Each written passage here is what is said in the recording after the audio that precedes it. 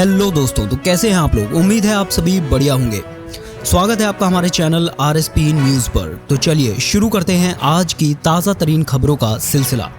दोस्तों, सबसे पहली खबर आ रही है, अब क्रेडिट कार्ड का बाजार 2028-29 तक हो सकता है दोगुना, पर डेबिट कार्ड का इस्तेमाल घट रहा। आपको बता दें कि भारत के क्रेडिट कार्ड की संख्या 15% की सालाना वृद्धि दर के साथ 20 करोड़ तक पहुंचने की उम्मीद है। PwC की एक रिपोर्ट में यह बात कही गई है। रिपोर्ट में कहा गया कि क्रेडिट कार्ड उद्योग ने पिछले 5 वर्षों में जारी किए गए क्रेडिट कार्ड की संख्या को दोगुना करते हुए महत्वपूर्ण विस्तार हासिल किया है। आपको बता दें कि रिपोर्ट में कहा गया है कि यह गति जारी रहने की उम्मीद है। आने वाले वर्षों में बाजार यह वृद्धि दोहरा सकती है। चलिए इसी के साथ देखते हैं अगली बड़ी खबर।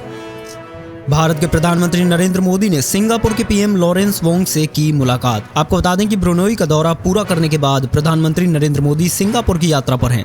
प्रधानमंत्री मोदी दक्षिण पूर्वी एशियाई राष्ट्र के साथ रणनीतिक साझेदारी को गहरा करने के उद्देश्य से 2 दिवसीय यात्रा पर सिंगापुर पहुंचे हैं। आपको बता दें कि इस दौरान सिंगापुर में प्रधानमंत्री नरेंद्र मोदी ने सिंगापुर के PM लॉरेंस वोंग से मुलाकात की। आधिकारिक यात्रा के तहत PM मोदी सिंगापुर में 2 दिन रहेंगे। इस दौरान दोनों देशों के बीच अहम समझौतों पर सहमति बन सकती है। चलिए देखते हैं अगला बड़ा अपडेट। दोस्तों, कश्मीर पहुंचते ही राहुल गांधी हुए आक्रामक। चुनावी रैली में PM मोदी के लिए कह दिया कुछ बड़ा। आपको बता दें कि जम्मू कश्मीर के रामबन में लोकसभा में नेता विपक्ष राहुल गांधी ने 4 अगस्त को बड़ी जनसभा को संबोधित किया। वहीं इस रैली में राहुल गांधी ने PM मोदी पर जमकर निशाना साधा। आपको बता दें कि राहुल गांधी ने कहा कि पहले बीजेपी कहती थी कि नरेंद्र मोदी और बीजेपी को कोई हरा नहीं सकता। उन्होंने आगे कहा कि नरेंद्र मोदी जी कहते थे मैं सीधे भगवान से बात करता हूं, लेकिन इस लोकसभा चुनाव में भगवान ने मोदी जी को सीधा संदेश दे दिया है। उन्होंने कहा कि वे आम जनता की भलाई के लिए काम करते हैं। हमने नरेंद्र मोदी को साइकोलॉजिकली हरा दिया है। उनके सामने इंडिया गठबंधन खड़ा हो गया है, जिससे उनका आत्मविश्वास गायब हो गया है। चलिए इसी के साथ देखते हैं अगला बड़ा अपडेट।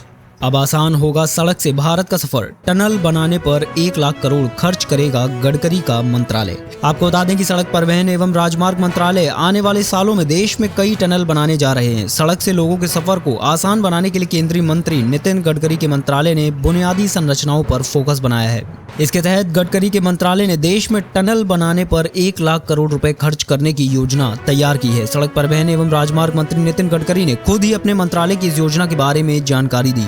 वह मंगलवार को उद्योग संगठन फिक्की के द्वारा आयोजित कार्यक्रम टनलिंग इंडिया कॉन्फ्रेंस के दूसरे संस्करण में हिस्सा ले रहे थे। उन्होंने बताया कि 1 लाख करोड़ रुपए के खर्च से देश में 74 नए टनल बनाने की योजना है, जिनकी कुल लंबाई 273 किलोमीटर होगी।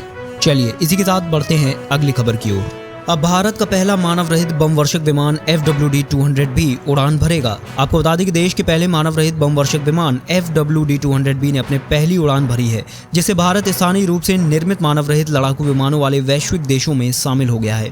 आपको बता दें कि रूस यूक्रेन संघर्ष और ईरान इजराइल झड़पों में ऐसे UAV के घातक प्रभाव का प्रदर्शन किया गया था। फ्लाइंग वेज डिफेंस एवं एरोस्पेस द्वारा विकसित इस बम वर्षक विमान में निगरानी क्षमताएं हैं और इसे हवाई हमलों और बमबारी के लिए मिसाइल जैसे हथियारों के साथ जोड़ा जा सकता है।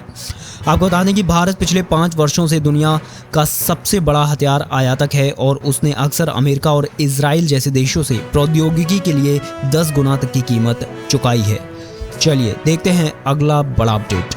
कांग्रेस ने विनेश फोगाट से लेकर बजरंग पूनिया तक इन उम्मीदवारों के टिकट किए पक्के। आपको बता दें कि हरियाणा विधानसभा चुनाव को लेकर कांग्रेस कोई गलती नहीं करना चाहती है, जिसकी वजह से उसने अभी तक उम्मीदवारों की लिस्ट भी जारी नहीं की है। हालांकि कुछ कैंडिडेट्स के नामों पर मोहर जरूर लगाई है। आइए जानते हैं कि हरियाणा कांग्रेस के किन दिग्गजों की विधानसभा सीट पक्की हो गई है।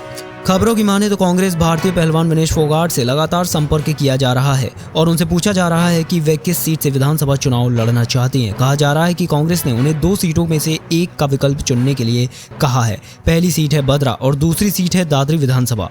दरअसल ये दोनों विधानसभा सीटें चरखी दादरी में ही आती हैं। इनमें से दादरी सीट पर बबीता फोगाट बीजेपी के टिकट पर साल 2019 में चुनाव लड़ चुकी हैं, हालांकि वे हार गई थी। चलिए इसी के साथ देखते हैं अगला बड़ा अपडेट। अब 78 लाख EPS पेंशनर्स के लिए राहत की खबर। 1 जनवरी 2025 से देश में कहीं भी किसी भी बैंक से ले सकेंगे पेंशन।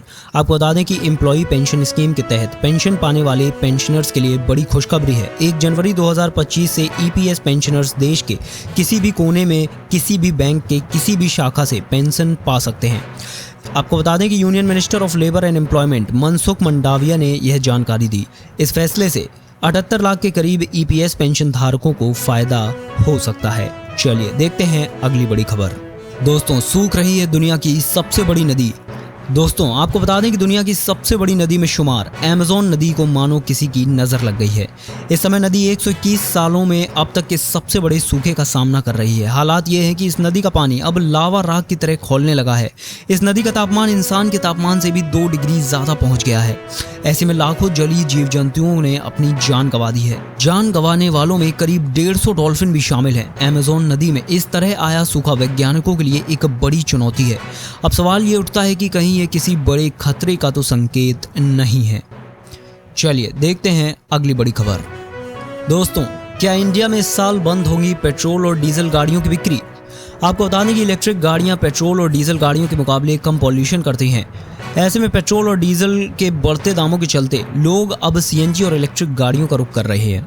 आपको बता दें कि आने वाले समय में भारत सरकार की एथेनॉल और फ्लेक्स फ्यूल से कार चलाने की योजना है, जिससे लोगों को कारों की रनिंग कॉस्ट भी कम पड़ेगी और इससे प्रदूषण का खतरा भी कम हो जाएगा।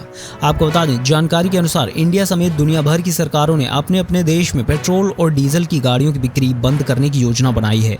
मीडिया रिपोर्ट्स के अनुसार इसी के मद्देनजर उत्तरी यूरोप के नॉर्वे में 2025 तक पेट्रोल डीजल की कारों की बिक्री बंद हो जाएगी। आपको बता दें कि भारत में साल 2040 तक पेट्रोल और डीजल की कारों की बिक्री रोकने का लक्ष्य है। इसके अलावा पड़ोसी देश चीन ने 2035 में ही पेट्रोल डीजल कारों की बिक्री बंद करने की प्लानिंग की है। इसके अलावा बेल्जियम में 2029 और 2030 में जर्मनी, ग्रीस और स्वीडन में इन गाड़ियों की बिक्री बंद हो जाएगी। चलिए देखते हैं अगली बड़ी खबर।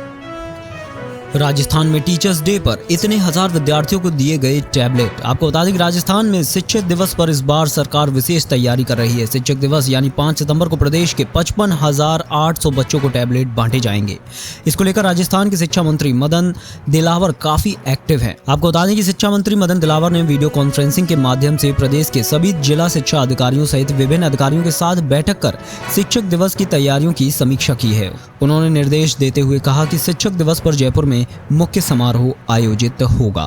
चलिए दोस्तों, इसी के साथ आज की खबरों का सिलसिला यहीं पर होता है समाप्त और मैं आपसे मिलूंगा ऐसी ही सुपरफास्ट खबरों के साथ अगली वीडियो में। तब तक के लिए शुक्रिया और जय हिंद।